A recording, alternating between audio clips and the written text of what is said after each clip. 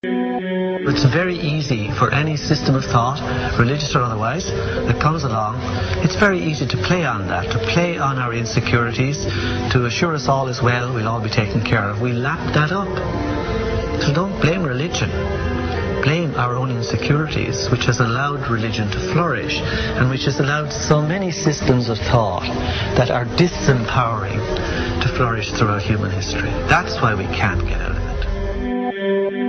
Ron Sakeley, Department Chairman, Chemistry, University of California, Berkeley, showed that DNA acts as an antenna for cellular upregulation. The primary function they taught us about what DNA is about. It's a receiver and transmitter of photons, light, and phonon sound. For what? Cellular upregulation, meaning that the water molecules, the pyramid power around the DNA spiral energizing strands are taking in the spiritual energy of love vibrations and then sending it out for manifesting, precipitating in a quantum field, the physical matter of the body.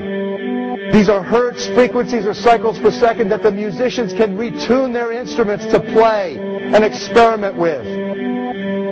Why? Again, these are the Creator's musical scale, the original solfeggio, buried for 3,000 years in the Bible.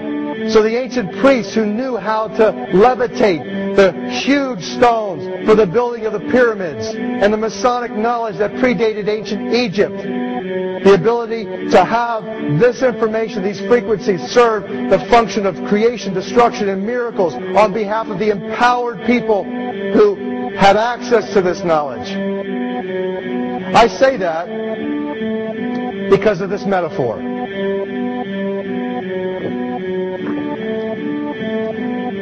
This is the difference between the power of our Creator and anything else, particularly evil. That you can go into a pitch black room full of evil, full of darkness, and light a little candle, and instantly that darkness flees. But you can't do the opposite. You can't go into a well-lit room full of truth and wisdom and righteousness and joy and health and harmony with the universal power. And you can't take any amount of darkness and go into that well-lit room and have any effect whatsoever. That is the metaphor which I frequently think of when I think that I'm not empowered.